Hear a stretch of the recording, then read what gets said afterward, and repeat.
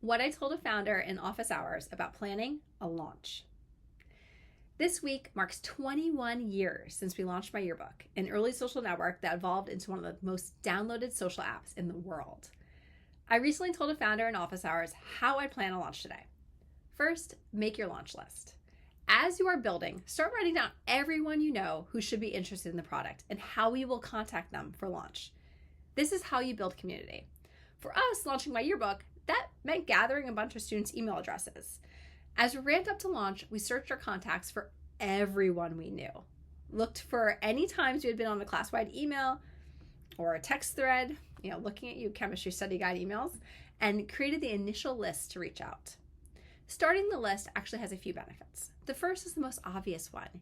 You tell them about the company when it launches. The second is that there is a psychological benefit to seeing these interested people. It gives you momentum before you even launch. It gives you a plan. It feels good to see the list grow, and it helps keep momentum going.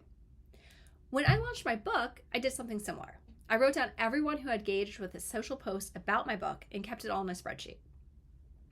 These were the people who opted in and expressed interest in learning more about my book. So on launch day, I emailed, texted, and messaged them all, which quickly helped Designing Success shoot to #1 bestseller in its categories. The second thing is find the existing viral behavior and plug into it. Don't try to change behavior.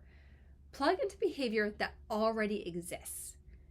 You want to drive your customer to take an action tied to behaviors they're already doing. For the My Yearbook launch, we wore fun t-shirts to school every day that said things like, answering the questions that matter most. Who are your friends' friends and are they hot?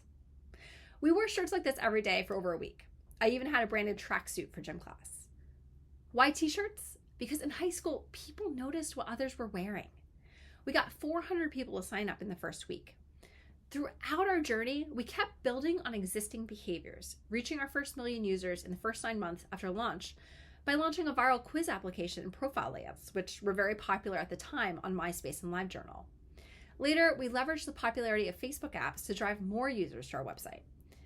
You're not trying to change behavior. You're trying to become part of it.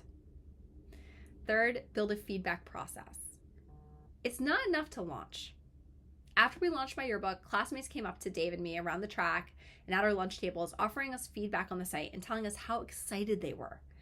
That initial feedback was essential to taking the idea from one school to millions of people worldwide.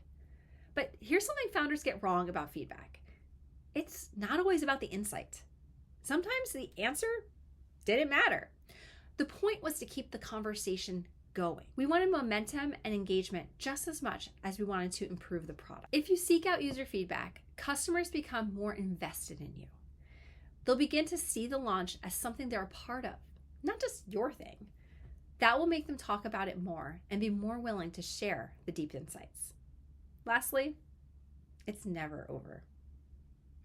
My son has been asking me a lot of questions lately about how I built my company because he wants to start his first company at 6. So my kindergartner, how long did it take me? A few months, and then 18 years. The reality is you never stop building. The product doesn't depend on the launch. It depends on constant iteration and improvement. You can have a fantastic launch and crash out in a month, or you can have an awful launch and build a huge momentum over time. Our most successful product came about a decade into our journey. The launch isn't the product. It's the starting line. I've done a lot more than this to grow our apps, media, performance marketing, surveys, and more. And I break it all down step by step in Growth Strategy 101, which is free for annual subscribers. Also, office hours this month will be April 28th at 9 p.m. Eastern. If you're not on the invite but would like to be, shoot me a message. Thanks.